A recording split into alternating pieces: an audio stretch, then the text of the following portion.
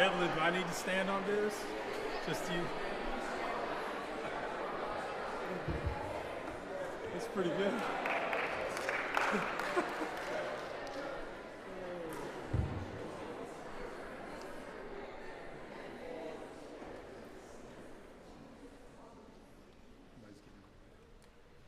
Is this for me or you or Evelyn?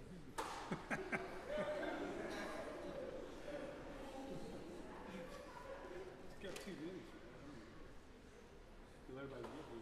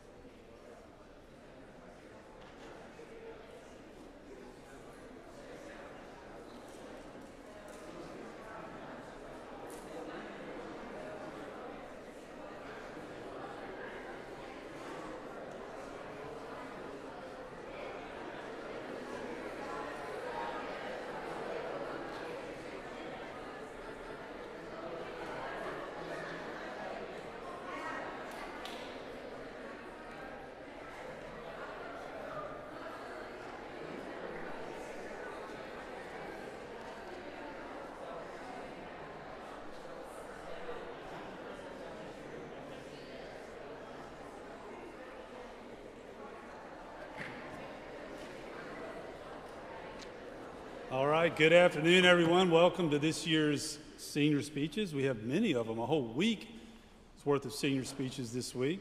So by way of introducing this idea of senior speeches, I'm always reading articles about something, right? Recently or at some point, you always wonder if a pastor says, recently I was reading something they actually did. But yes, recently I was reading something that said, I was talking about the world and how much it's changed. It could change, and whether or not schools 10 years ago they would say you couldn't make it if you didn't have like specific computer programming classes or certain kind of technical skills. And then here we are 10 years later, where companies are laying off thousands of computer programmers and stuff, and there's questions about what is the nature of what kids need to know and all that. Well, one thing that just stands the test of time and that we place value on, at Eastwood, is the art of speaking and communicating, whether it's memorizing things or, being part of our theater program or defending a thesis or being, as we've seen all the kids in first and second and third and fourth up here on stage, speaking, public speaking, right? Speaking and communicating will never go out of style.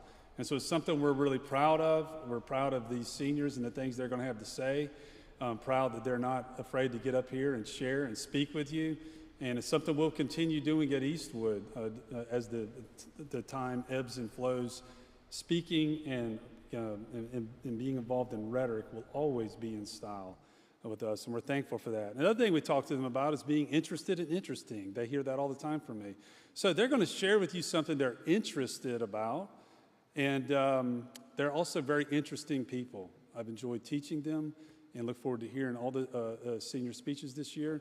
So today, in today's episode, you'll hear from Miss Evelyn Williams, Mr. Isaiah Jacobson, Ms. Yates Gunnels, and Mr. Jacob Worley. So Evelyn, come on up.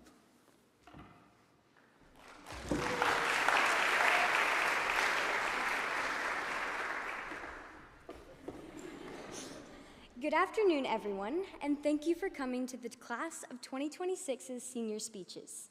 I'd like to start by answering a question I know all of you are probably thinking. Yes, I am in fact standing on a box. Despite being a towering 4'10", a box is sadly necessary for me to be seen over this pulpit. I wanted to start by telling you this so that while listening to my speech, you won't have to assume anything. Assumptions are ubiquitous, and they follow us around wherever we go. We are constantly making them about other people, and people are making them about us. For me, assumptions based on my height follow me everywhere, even to Europe. Something happened to me during the senior trip to Europe. While in Venice, we were going to tour the Doge's palace. This is where the leader of Venice resided and conducted business. While there, we were split into 2 separate groups for our tour. The guide started by handing out the small radios, and I put the earpiece in my ear as we began to make our way to the palace. She then starts telling us about the history of the architecture and of the city, but stops as we go through security to enter the building. I check my bag and walk through the turnstile and the metal detector without any issue. But then, as I pass through and into the courtyard, she looks at me and I hear through the radio, "Oh, look, it's a group of all ages." Now, maybe she was referring to the fact that we had parents, teachers, and teenagers in our group. But the fact that she made this comment as I, the 4'10" senior, walked past her made me think otherwise. And for the record, she wasn't the only tour guide to make a comment referencing my younger age. Airport security tried to put me in lines for kids under the age of 12. A tour guide in the Vatican thought Mr. Miller was my dad. And a tour guide in Florence thought I was the youngest in the group. And as I said, this doesn't just happen in Europe. People at church are always surprised to hear my age. Even the kids in the children's ministry don't believe me when I say that I'm 18. Even some of you in this room have probably made assumptions or jokes about my height. But look, none of our tour guides meant any harm in what they said, and I'm sure most of you didn't either. People have simply made assumptions about me based on my height before really getting to know me. Before we get to know someone, we often make broad assumptions about who they are based on what they look like, what they are wearing, or how they talk. When I walk into a room, the first thing people often notice is my height, and this can lead them to overlook and underestimate me. I've often wondered how many opportunities I've missed, or how many times I've been overlooked due to my height. Did I miss that scholarship because they didn't take me seriously or didn't think I could handle it? Have people not spoken to me because they thought I was younger? Sometimes these questions have led me to doubt myself and my abilities. These questions have made me afraid that I won't be able to make friends in college or get a good job. They've made me wonder how I can ever be a teacher like I want to if I'm going to be looking up at the students. And as much as I hate these feelings of doubt, I know that I've made assumptions about people or overlooked them simply because of their appearance. I too have failed to give people chances, and I've contributed to the very feelings of doubt that I hate. But when we give people chances, they often find ways of proving us wrong. Thankfully, not everyone has overlooked me, and I've been given chances to prove myself. My church has given me opportunities to serve in the children's ministry, despite being the same height or shorter than the 5th graders. I've also had the opportunity to be a main role in the play, despite being the same height as Katie James or a few heads shorter than George. And since people don't always expect much from me, I get to surprise them when I do my job well. And people are always surprised by my abilities to win hide and seek by hiding in small spaces and my abilities to reach the bottom shelf. But I'm not the only person to be underestimated because of their size. David was called by God despite his small stature and unimpressive appearance. When Samuel was called to anoint the next king, he expected the king to be one of David's many older, taller, and stronger brothers. Even David's father didn't think David stood a chance against his brothers. But when Samuel tries to anoint David's brother Eliab, God tells him, "Do not consider his appearance or his height, for I have rejected him. The Lord does not look at the things people look at. For people look at the outward appearance, but the Lord looks at the heart." God didn't want a tall king or a strong one. He wanted a good one, and it didn't matter that he was younger than his brothers or smaller than them. David was a man after God's own heart. He put God first in his life, and at the end of the day, that is the true measure of someone's stature. Another important figure that taught me this is Jedi Master Yoda. Despite standing at only 2 feet tall, he was one of the most powerful Jedi, and despite being the size of a child, he was 900 years old. He trained many generations of Jedi during his long life, and his wisdom was treasured by all of them. But when Luke Skywalker went looking for a wise Jedi Master, he was surprised to find Yoda. Luke probably assumed that the great Jedi Master would be tall and strong. He also probably expected him to form logical sentences. But Yoda wasn't Luke's ideal Jedi. Yoda was small, wrinkly, and green, and he spoke in weird sentences. But despite Luke's assumptions, Yoda was a great teacher, just as Obi-Wan had said. He trained Luke intensely and taught him to use the Force. He even proved his own strength to Luke by lifting his X-Wing out of the murky swamps of Dagobah without lifting a finger. This showed Luke that you should never judge someone by their size. Through David, Master Yoda, and my own experiences, God has taught me to appreciate my height and all the jokes that come with it. When I was younger, it used to bother me when people cracked jokes or puns about me being hobbit-sized. But now, I laugh with them and even make my own jokes. I've learned to enjoy the person that God has created me to be, even if that means being shorter than all my friends. And while there will probably always be people who overlook me, I've learned to treasure the people that don't. So why do I tell you this? Because some of you are just like me. You might not necessarily be the shortest person in your class, but we all have traits that make us feel different from everyone else. And whether it's because of your grades, your size, or your appearance, we all feel like we don't always measure up. We have all felt judged by people, but what's worse than feeling like society has judged you is judging yourself. God has made each of us with our own strengths and weaknesses.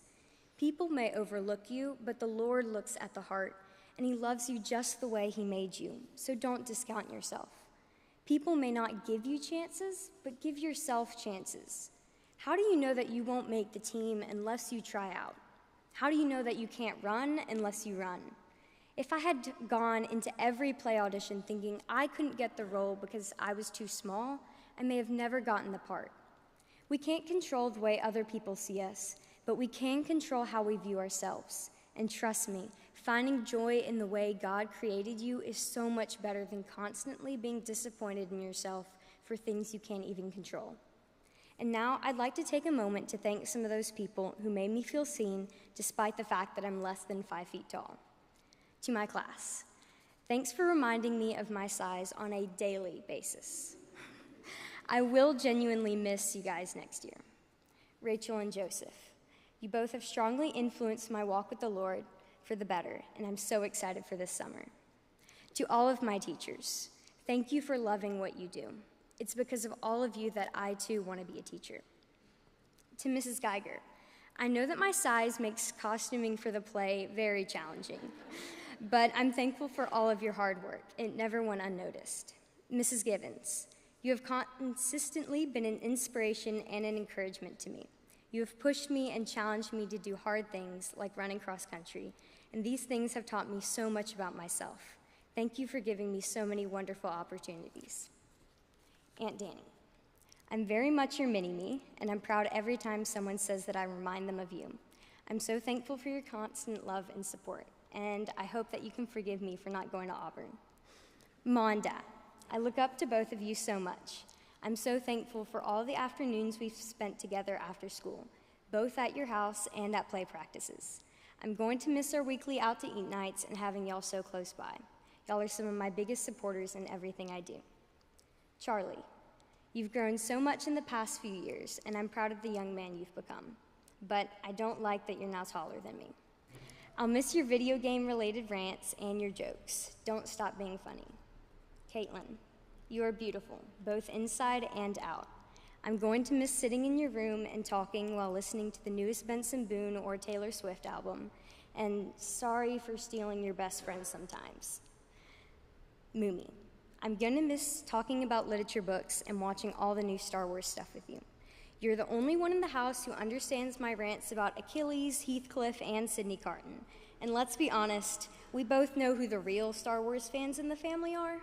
You're always there to walk me through my struggles, and I'm gonna have to call you every day after school to tell you every tiny detail about my day. Daddy, thanks for all the laughs. We both share an appreciation for movies and theater, and I know that you're always one of my biggest cheerleaders during the play.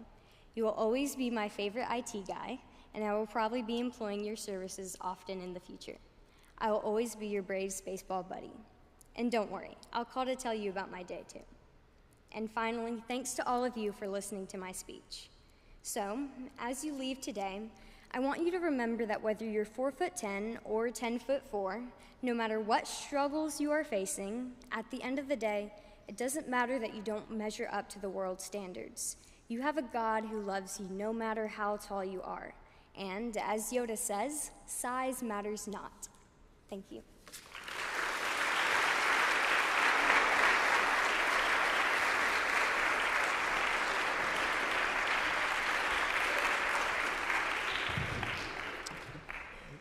Good afternoon, ladies and gentlemen. Today I'm going to talk about pasta. Most food speeches are usually about either making food or enjoying food, but today I want to tell you that I am the pasta. I will be showing you how my experience at Eastwood has been like being made into fettuccine. When we were in Florence for the senior trip, we had a class on Tuscan cooking. One of the things that we learned was how to make pasta. Now that I have professional training and am an expert on Italian staples, pasta is all I think about. The first step of being made into pasta is to create the dough. First, the chef makes a mound of flour and makes a hole in the center. He then puts the eggs into the middle and the salt and mixes them together with a fork. Once the eggs are fully whisked, he then mixes the flour with the eggs, a little bit at a time. After mixing them, he carefully kneads them into a soft dough. He keeps kneading it and working it until it is just the right consistency and springiness. This stage is like elementary and middle school when you are gaining the foundation for your later years of school. The teachers teach you basic things to build a strong base for the rest of your life. The ingredients are the things that you will need for the next stages. The flour is the simple but important concepts and facts that you learn. It is the basic components that are very important for your education, such as learning how to read and write, do simple math, and understand grammar. The salt is all the little experiences and interactions you will have with others. They are small, but they combine to help you become a mature person. They don't seem important now, but these little things give you your flavor. The eggs are what bring the ingredients together into a solid dough. Without the eggs, the dough would just be a pile of flour and salt. The eggs are the guidance that you receive from your teachers and parents. They make sure you learn the right lessons from your experiences. They bring together all you've learned and make it stick together. However, just mixing the ingredients is not enough to create a good dough. The dough has to be kneaded until it is the right consistency. Kneading the dough can seem tedious for the chef and look painful for the dough, but it's necessary to get all the ingredients to bind together. The teachers carefully knead basic skills into you during these years. They put time and effort into teaching you how to read and write. They constantly help and guide you to learning these things. It is not fun to be kneaded. You get crushed and folded around, but it is an essential part of growing up. Kneading the dough builds a network of gluten bands that is necessary for the dough to have elasticity and structure. It makes the dough soft and fluffy, which ensures that the pasta will have good texture. If the dough has the wrong amount of certain ingredients or isn't kneaded enough, it will make terrible pasta. Without this early stage, you would have nothing to work with in middle school and high school. The next step is to flatten and then roll the dough into a long strip. The chef folds the dough over and then cranks it through the machine. The machine has 2 rollers. The chef adjusts the distance between the rollers, and each time he puts the dough through, he sets it to a thinner setting. Eventually, it is rolled into a long strip that is just the right thickness to be made into pasta. This is similar to the early high school stage when things are beginning to get harder. The teachers are squeezing the information into you with the roller, and you are being flattened under the weight of tests and homework. You feel like you are getting squished by all of the assignments and extracurricular activities. It is difficult, but it is also a very important stage in the making of the pasta. If the pasta is the wrong thickness, it will not be strong enough to hold its shape. The texture will be too tough or too soft. Without the rolling or flattening, it is just formless dough. For the final step, you are put into the machine and shredded into pasta. The chef places the long strip into the machine and begins cranking it, carefully guiding it through. The teeth inside the machine cut the strip into the pasta noodles, which are now ready to cook and eat. This stage is like the final years of high school when you are doing senior thesis and struggling through senior year. You've gone through all the previous stages and are now prepared to be turned into a final product. You use all the things you learned from the previous years and apply them. You use the foundation and grammar that you receive in grammar school and combine it with the logic and rhetoric that you learn in middle school and upper school. After all this time and effort, you have been cut into thin strips. However, this is not the last step. In high school, the teachers have made you into a fresh pasta, but it is uncooked and not great on its own. It needs to be boiled, and it needs sauces and toppings to be truly enjoyed. These stages are yet to come. When you go to college or get a job, then you will be cooked and seasoned. You will be made into a full meal. You will get boiled and endure hardships that will shape you and change you. These things may be difficult, but they will make you into a better person who is prepared to take on challenges. You will get a sauce and toppings, which are the training and experiences that you will receive from your new job or college. Now that you have been made into a good pasta, there are many possibilities or dishes that you can become. I would now like to thank all the chefs in my life. First of all, I would like to thank my classmates. I couldn't have asked for a better class to go through school with. I would like to thank my teachers for guiding me and teaching me throughout the years and reading my bad handwriting. The teachers at Eastwood have been very supportive and helpful throughout my education, and I'm grateful for them putting so much effort into teaching us. I would also like to thank my mom. You are the best mom I could ask for. You are one of the toughest people I know. Whether you're riding 100-mile bike rides or kicking chihuahuas that are attacking us in Mexico, you have always been strong and a constant source of love and support in my life. I wouldn't be who I am without you. To my dad, you are a great father and one of the smartest people I know. Whether we are going camping and rock climbing or working together on drones for the Navy, you have always been there for me and been important for shaping me into who I am today. I'm also excited to have Hannah as a new part of the family. I would like to thank Miriam and Colin. You've been great siblings. We've been through a lot together. I love you, and I'm glad you're my brother and sister. To Bama and Papa, thank you for being spiritual leaders in my life. You are funny and kind, and I love spending time with you, whether it's in California with all 1,000 of my cousins or in churches in Tanzania. You are doing great things for the kingdom of God in other countries, and I'm glad that I could be a small part of that. To Jay Grandma and Jay Grandpa, thank you for being such loving and kind grandparents. I enjoy working on models and flying RC planes and watching science fiction or Hallmark movies with you. I love you very much, and I'm excited to spend more time with you this summer. To the Stooges, I'm not sure how we became friends, but I'm glad that we did. I love spending time with y'all, and I'm thankful that you are such supportive and good friends. To Liam, thank you for being my best friend and always being there for me. You are hilarious and fun, and I'm glad that we are going to college together. And also, thank you to the best 10th graders. You know who you are. And last but not least, I'm eternally grateful to the Bible teachers, Dr. Bloodworth, Dr. Atkins, and Mr. Schmidt. When I first came to Eastwood in 7th grade, I was in a dark place, and the Lord used your teaching and instruction to bring me to him. Thank you to all these chefs for making me into the pasta that I am today.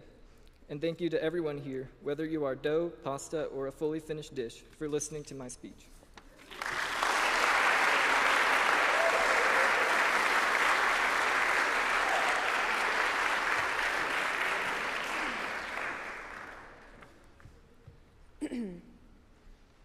If you know me, you know I'm a pretty outgoing person. But if you know me well, you know that I'm actually a pretty angry person. It does not take a lot for me to become frustrated. However, my anger issues were the worst when I was in elementary school. My siblings can tell you I was awful. I would bite my sisters, time them while I counted to 10 so they'd run and get me things, and the worst of all, guard the top of the stairs until they would guess the password and then push them down anyway. My parents, bless their hearts, saw my awful behavior and decided that there was only one thing that could save an angry small child from going down the wrong path, and that was sports. My parents put me in soccer when I was in 2nd grade. Of course, all of us being 2nd graders, we were not very good. But all of the running around and kicking of the ball I was doing was saving my siblings from a very similar treatment. I was beginning to get pretty tall, and so my parents decided to put me in a tall kid sport in the 4th grade, and that was volleyball. I began volleyball at CCJ in the 4th grade. This was the first time I had ever been on a team, and suddenly I had a focus. I was a part of the team. The whole concept was new to me, but something I found joy in. I loved my team and found myself making friends. Suddenly, I was no longer harassing my sisters, stuffing dirty socks in their mouths. Katie James, I'm sorry. But practicing my passing outside. I was becoming driven to do something other than torment my sisters. As time went on, I became better. Not much better, but better. I moved on from the CCJ League and began to play at the YMCA. Now, this was the first time my abilities had ever been judged by other people. I mean, of course my parents had judged me, but they did not count because they are my parents. And after years of playing at the YMCA, I finally upgraded. I found myself at the pinnacle of sports. I found myself at the next level. I mean, forget the YMCA, this is where stars are born, where legends are made. I had finally made it to the big leagues, the Eastwood JV volleyball team. I was playing middle and nothing could stop me. I mean, not to brag, but I was basically the underhand serving champion. I mean, I could ace all the other little homeschool teams like 4 times. Yeah, that was my prime. But that team was very important to me because it was my first time playing a sport at Eastwood. I was new to the school and did not know people very well, and this team made me feel at home. I came to practice every day after school, and I had fun at practices, laughing and joking with my friends. And the away games, even though we never went more than an hour away, made our team feel like professionals. And this is the year I also met someone who shaped me into the volleyball player I am today, and has encouraged me as well as made fun of me until I cried. Laughter or real tears, it just depended on the day. Coach Margaret. I guess I still do not know why Margaret decided to choose me to start on varsity as a 9th grader. I mean, I definitely would not have chosen myself, but she did, and she gave me the confidence and courage to try out for club volleyball. Now, I do not know if anyone here has ever played club volleyball, but these girls are good, like really good. I mean, I'd never played with girls from big schools before, like Prattville or Wetumpka. These schools are basically college-sized. Girls on my team junior year were already talking about colleges that had reached out to them concerning a commitment. Now, I had never doubted my volleyball ability before, but I had never thought that I was bad at volleyball. But suddenly, I was questioning my ability, my talent, and weirdly enough, even my self-worth. Why hadn't any colleges reached out to me yet? Was it because I missed that hit in the game film? Was I not tall enough, strong enough, good enough? Then I finally got my first recruitment email. Now, this email was from a very small school somewhere in the middle of Maine, but it still triggered an emotional roller coaster. I had always just assumed that the reason I have played volleyball, developed my skills, moved teams, and just kept going was to eventually play at the highest level, college. As time passed, I continued to get more emails from smaller schools that I could have attended, but they were not somewhere I really wanted to go. Suddenly, practice became about comparison. It became about worth. It was no longer a fun place to go, but a place of stress and exhaustion. I wanted so badly to feel like I was good enough to play at a college level that I gave up many other things in order to achieve that goal. I stopped studying for tests because I had volleyball, and I stopped hanging out with my friends because I needed to be at volleyball. And worst of all, I started to believe that if I could not play volleyball in college, I had wasted my time, my money, and my life on something that will not bring me anything. I was defeated. I mean, why does anybody do anything if they do not get something out of it? If I gave all of myself to this sport, I expect something to be given back. I wanted a reward for all of my hard work. I wanted to go play in college. If what I was pouring into volleyball was not good enough to get me to my goal of a college career, why did I even try? If volleyball did not make me good enough, why did I do it? A few months later, I was talking to my college advisor and secret best friend, Miss Minshew, about a potential college that I was going to attend for volleyball. She looked me right in the eyes and said, "Yates, why do you want to go to this college?" And I answered with tears in my eyes, "Because I have to." After this, tears began to flow. I had bottled up all my emotions regarding my future, all of the change that was approaching, and things I could not control. The only thing that had ever remained constant in my life was volleyball. I mean, it was something I knew. It was something I was good at. I had to continue playing because what if I'm not good at anything else? What else could I do? Now, Miss Minshew waited for me to calm down, or at least until I could look at her without crying, and told me something I knew deep down was true. She said, "It's okay to leave this part of you behind. You have learned so much from volleyball, and just the fact that you found joy in it made it so worth it." Then I remembered that I hadn't started playing volleyball to get a scholarship or prove myself to others. I started playing volleyball to meet people and grow closer to my teammates, to challenge myself and grow as a person, to grow in sagacity and leadership, and finally enjoy myself and fellowship with others. There was nothing that any scholarship or lack of scholarship could do to change that. All of the long practices and late night games were not fun, but the people who made me laugh and enjoy it were. Volleyball has taught me to be confident in the things that I am good at. It has taught me to be a leader and a good example to those around me.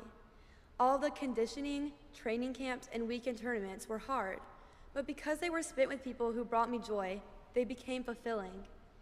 In life, there will always be something that you think you deserve. There will be things that you put so much effort into, expecting to get something you want out of it. For me, it was a spot on a good college volleyball team. Instead of gaining a spot on a college team, I gained humility and leadership. I learned how to handle disappointment, and I learned that I will not always get what I want in life. While what I gained from volleyball may not have been what I thought I deserved, it was something that I will cherish and use for the rest of my life. I have learned that you do not have to be afraid to put your all into something, because if you enjoy it, that is enough. God gave me the opportunities and abilities to play the sport I love for 9 years of my life. He gave me new friends, new influences, and a new community I could not have gained from anywhere else. That does not seem like time and effort has been wasted to me. Now I'd like to take some time to thank those who God has put in my life that have encouraged me and brought me joy over this year of change. To my class, y'all have made me laugh, and y'all have made me cry, and y'all have definitely been some of the best classmates I could have ever asked for. Thank you all for 5 great years at Eastwood and for all the memories I will never forget. Y'all are so weird, but I love you all very much. To Miss Amanda, thank you for literally holding our school together. You pour so much of yourself into this school, and you deserve so much more credit for the behind-the-scenes work you do. I love you, and thank you for pretending not to see me walk into school every day 5 minutes after the homeroom bell has rung. To Miss Minshew, thank you for being there for me this school year. Honestly, my thesis would have been awful if it wasn't for you, and your constant optimism and strength does not go unnoticed to me. You are such a beautiful picture of God's love and service, and keep being a person at this school who builds others up and empathizes with your students. I love you, and thank you for not making me go back to Miss Amanda after I walk into your homeroom class every day, 5 minutes late. To JC, Anna Wamstead, Adam Kopic, Lily, and my Young Meadows family, thank you for inviting me and accepting me into your church's youth group. I truly would not be where I am today with my walk with Christ if it wasn't for y'all. I always know I have a place I can go, whether I'm having a great week or a rough week. Continue to display and embody God's message of drawing others in, because it completely changed my life, and I love you all very much. To Coach Margaret, I remember when we both first came to Eastwood. You were a new coach, and I was a new student. I feel like we have both grown together throughout these past 5 years. You have taught me what it means to be tough, what it means to be a leader, and what it means to be a good friend. You have truly made an impact on my life, and I am forever grateful for meeting you. You are one of my best friends, and I can't wait to watch you in the team next year. I love you and promise to start answering your texts. To my grandparents, Cece, Charlie, Honey, and Pop, thank you for being the funniest, loudest, and coolest grandparents ever. You have encouraged me in the Lord since I was very little, and I am forever grateful for your influences on my life. I will always cherish our Thanksgivings, Memorial Days, and Christmases together. I am excited for what this new chapter of my life will bring, but I know that I will always run back to y'all for support. I love you very much, and Roll Tide.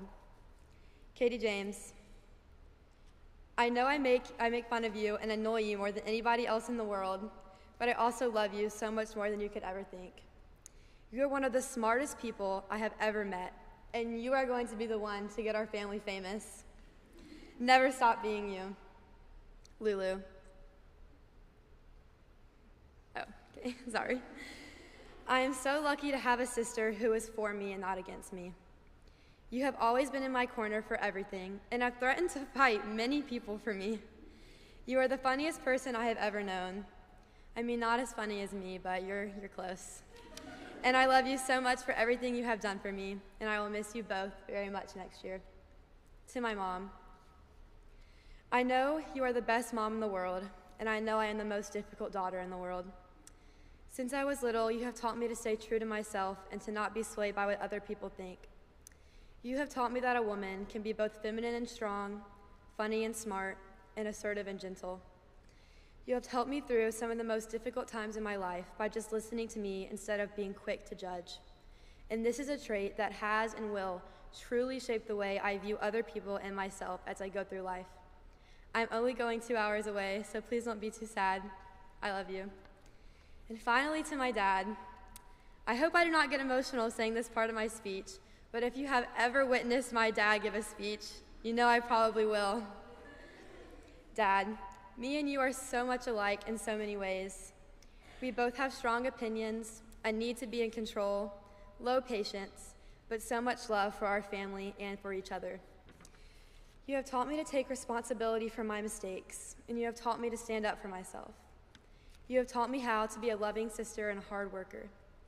Watching you stand up for those who do not have a loud voice has inspired me to do the same. You brought me into volleyball and have walked me through all of the steps it takes to be a good teammate. I am so grateful for all that you have poured into me, and you are the blueprint of a godly husband, a loyal friend, and the best father I could ever ask for. I love you. Over this past year, I have had to learn to accept change, to let things go and to move on. I've had to learn that not everything you want is going to be what actually ends up happening. But most importantly, I have learned that even though my competitive volleyball career is coming to an end, I do not regret a single time I put effort into it because it has brought me joy and a community, and that is never a waste. Thank you.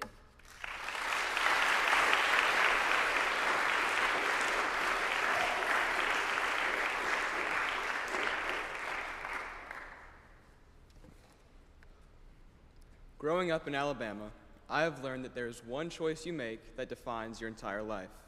One choice that decides who your friends are, who your enemies are, and even what job you might have. That choice is between Auburn and Alabama. Two teams with long histories of legendary championships, historic game winners, and heated rivalries. Both are great options when picking a team to root for.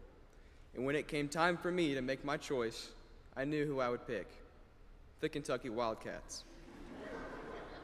The team, who hasn't won anything meaningful since I was 4, and whose basketball arena is named after a guy named Adolf.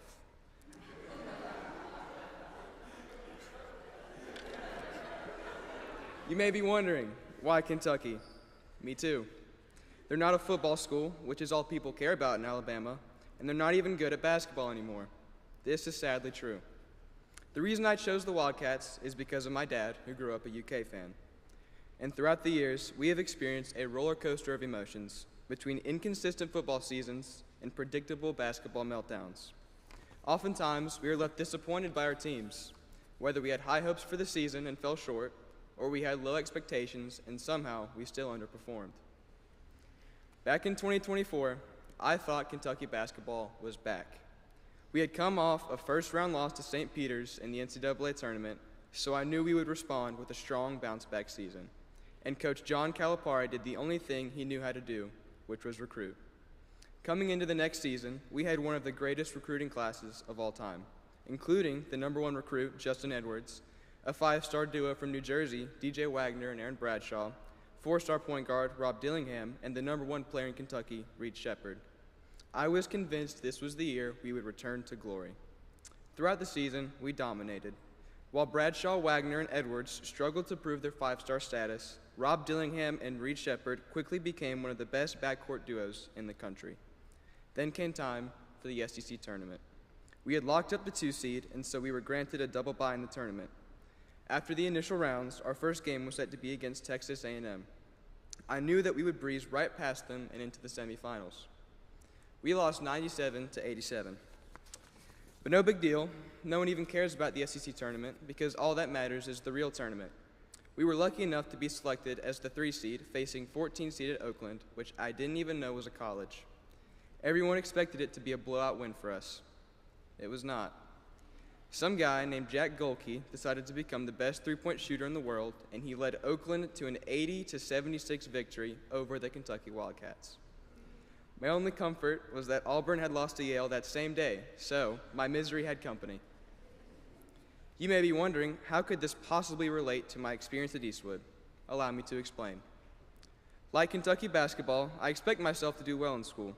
Every year, my parents tell me that I would get straight A's if I just did my homework, but despite these warnings, I fall short of what I know I could achieve. I always got good grades in elementary school. I wouldn't even have to study for the tests. So when I reached the upper school, I assumed this would continue. In 8th grade, we took ancient history with Mr. Teal. He was a great teacher, and I loved his class. He did, however, give us homework. At the start of the year, I didn't bother to do it, as I was able to keep my grades high with good test scores. But as the year went on, the zeros started to pile up. At the end of the year, my grade was in the 60s, and I realized how bad it had gotten. Mr. Teal emailed me, noting my poor grade due to the missing homework. He graciously allowed me to go back and do all of the assignments for half credit, which brought my grade into the low 80s. And while we're on the topic of disappointment, I'm still not done talking about Kentucky. The first season I told you about, while disappointing, was still a fun season to watch. But there are some seasons best forgotten. Post-COVID sports was a weird time.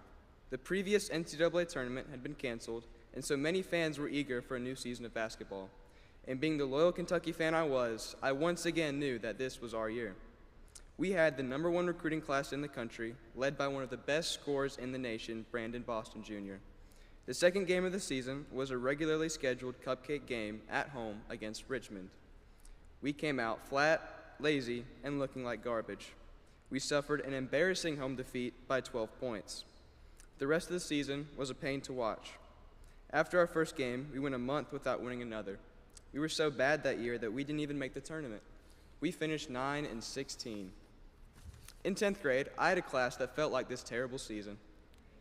You may think it was the rigorous tests of honors biology, maybe the devastating papers in late European literature, but you'd be mistaken. At the time, this class was viewed as an easy A, and for many, this was the case. I mean, there's no way you could find yourself bombing in current events. You are literally living through them. Well, in 10th grade, I did it. Current events was a class that seemed more like a chore at the time. Most of the time, I would zone out in the back of class, not paying attention to the teacher. This led to me not knowing what my homework was or when it was due. There were no tests, so the only grades in this class were these homework assignments. Unfortunately, I didn't seem to realize this, so I had a lot of zeros in the grade book. This led to me ending the year with a C in probably the easiest class of all time. Kentucky's failures have a lot in common with my own, and there's one main reason. I could say that it was the players' lack of experience, bad coaching, or some other excuse, and those are fair arguments. But the real reason is because they never seemed to learn from their mistakes. With the exception of our 2012 team, which had the greatest college basketball player of all time, Anthony Davis, Kentucky hadn't won a championship since the 90s. Every year with John Calipari as our coach, we would do the same thing, recruit 6 or 7 talented freshmen and expect them to handle carrying the team to a championship.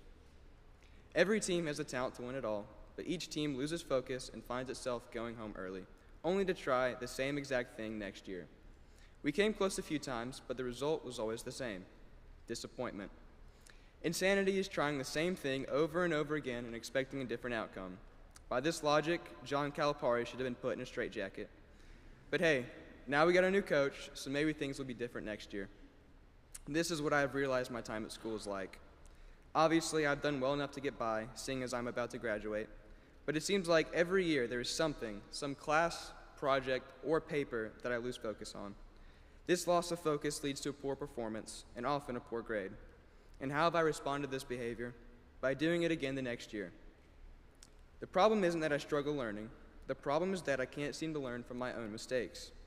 At the end of every school year, after seeing how my behavior has caused me to slip at the end of the year, I promise myself that next year I will do better. Next year I will sit down and read every chapter of my assigned books. Next year I will study for all of my Miller tests before the morning of. Next year I won't write the entire second division of my thesis the night before it's due. As you can probably guess, those promises were empty. I will probably even make those same promises before college. Insanity is trying the same thing over and over again and expecting a different outcome. By this logic, I should be in a straitjacket. But hey, I'm going to college, so maybe things will be different next year. Probably not. Now for some thank yous. First, to the teachers. Thank you for being so interested in your students and for making school enjoyable. No other schools make Roman shield formations, let their students have their own breakfast chapel on Star Wars Day, and celebrate Guy Fawkes by having a bonfire during break. To my class, I have enjoyed every single moment with you guys. Some of you I've known since kindergarten, and some only since 10th grade. Forever long I've known you. I hope to know you from now through the rest of our lives. To my family, even though I spend half of my time in my room, I love y'all. To Hannah and Emmy, I know you guys are probably so sad I'm moving out because it's going to be so boring at home without me. I hope you can find some form of entertainment while I'm gone.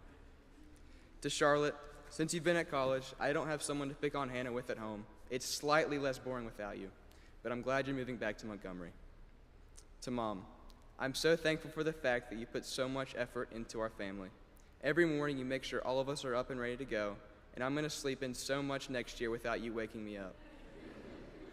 To Dad, thank you for helping me be a better man. Every time I start to slip up, you are there to point out my shortcomings and help me get through them. I'm going to miss watching Kentucky with you on Saturdays and yelling at the TV. So what have I learned from this speech? What I have learned is that I have to learn because I sure haven't learned yet. Just like Kentucky, we try to be optimistic for the future. But I hope that instead of being like me, you would learn from your mistakes so you can be sure that your future is a success. Go Big Blue.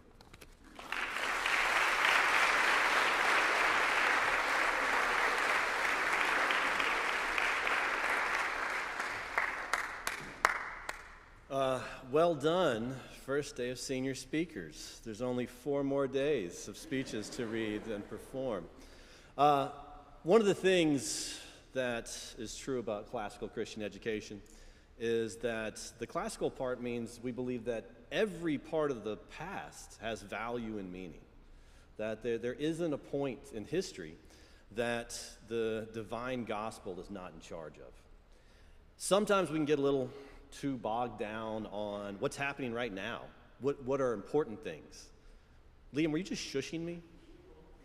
Were you literally just shushing me? Some people are ready to graduate earlier than others. And some of our students are more... Anyway, so back to my brilliant point. My point is, hopefully you heard from these speeches, and you will hear from these speeches, that you will realize that everything that happens, everything in this world, is a part of the same story, a part of the same message, a part of the same glorious gospel.